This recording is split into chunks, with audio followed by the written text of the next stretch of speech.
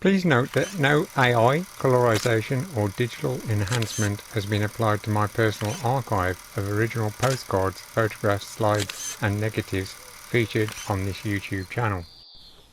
This building at Overbury became not only the village shop but also the post office. Curiously, there is no posting box visible.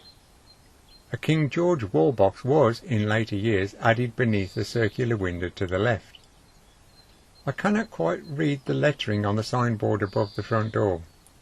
A trade directory published in 1900 shows that there were 3 shops in the village, the one run by Helen Attwood being the one where postal services were available. The census of 1901 does suggest this was the location from where Helen Attwood traded. She died in 1902, but the business was continued by her daughter Mary. Her father, Charles Attwood, had been a farmer and postmaster before he died in an accident during March 1893. The coroner's inquest on his body was held at the Star Inn up the road. The first witness called was his son, Owen Attwood, who deposed that he last saw his father alive on Monday morning, the 20th of March, about 7 a.m, when he left home to view some land on the hill and afterwards to go to the Vale farm. Shortly after 9 a.m, he was fetched by Elijah Harris to his father, whom he had found in a sitting position in the rickyard and quite dead. He assisted in his removal home.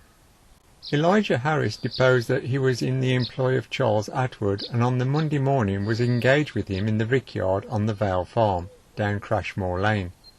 They were engaged in putting some hay onto a cart drawn up by the side of a hayrick. There was no horse between the shafts. The hay was for the consumption of the horses at home and would be taken up by the carter when he had done his day's ploughing. The deceased, he believed, pegged the cart up. He left the deceased standing on a cut of hay in the hayrick when he went to fetch some straw from a barn close by, and when he came back the cart was tilted up. The shafts were some distance from the ground, and he could not see Charles Attwood. He called out "Master!" but heard no reply, and went at once round to the other side and found Charles Attwood partly covered with the hay. He removed the hay and put the farmer, who was quite dead, in a sitting position and fetched the son. Elijah Harris said that his supposition was that the deceased had stepped too far on the hind part of the cart from the rick, and his heavy weight caused it to tilt. There was a post near, and he supposed the deceased, in falling, had struck his head against the post. Dr. A. E. Winton deposed that on examining the body he found the neck was dislocated and there was a contusion on the left side of the head caused by a heavy blow, probably caused by a fall. The coroner then summed up and the jury returned a verdict of accidental death. The jury handed their fees to the Rural Nursing Institution. Great sympathy was expressed for the family in the whole district, Charles Attwood being well known and highly respected. He had been a resident of Overbury for over 30 years, and during that time, by his genial manner and kind disposition, had gained the highest esteem of all. He was always ready to help those around him, and especially his poorer neighbours.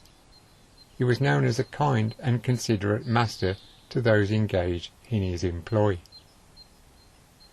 The Historic England website states that this was a house converted to a post office and stores, the structure remodelled in 1879 by the architect Richard Norman Shaw for Robert Martin of Overbury Court. The property was extended in 1905 by Ernest Newton for Richard Biddulph Martin. A full architectural description can be found on the website listing. As there is hardly any wear and tear on the steps leading to the front door, I would hazard a guess that this photograph was taken not long after the 1905 extension. The adjacent bus shelter was originally a roadside fountain. The structure was also commissioned by the Martin family. Thomas and Ada Stevens were a popular couple to run Overbury Post Office in the 1930s. When they retired in 1944, the Holland Martin family staged a gathering in the court stable rooms before a large gathering of residents, during which they presented the couple with a cheque for £40 and 10 shillings. In making the presentation, Mrs. Holland Martin spoke of their never-failing courtesy and helpfulness to everybody, and promised them that if she knew anything, that usefulness and helpfulness would not be allowed to rust. With the cheque there was a scroll with the names of all the subscribers, about 250 of them, none of whom was allowed to subscribe above a certain small sum, and the number of subscribers itself spoke volumes for the respect and appreciation of the way Thomas and Ada Stevens had carried out their arduous duties.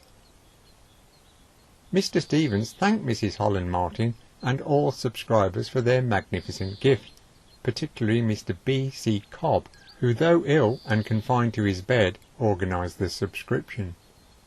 Mr. Stevens then handed the cheque to Mr. W. H. Warmington with a request that it be used to start Overbury's effort in the coming Salute the Soldier campaign. This spontaneous offer was greeted with great applause. Mr. Warmington, in accepting the cheque, thanked the donor on behalf of the Savings Committee, remarking how he himself had never had anything but courtesy from Thomas Stevens, and how helpful he had been in the past, when no matter how hard others had worked to make various savings campaigns a success, he had had no light job in attending as the postmaster to all the details, issuing, etc., and he always had entered into this with cheerful helpfulness despite his other trying duties. In their retirement years, Thomas and Ada Stevens lived at nearby Mill Bank in Peachfield Road. In the post-war years, the post office was run by Morris and Anne Pegley. The couple married in 1944. Morris Pegley had previously worked as a baker when residing at Breedon Post Office. Thanks for viewing and listening to my blurb. If you enjoyed the video, please give a thumbs up. Post your comments below if you have more info or a question. If you think these video clips rock, you can also subscribe to the channel.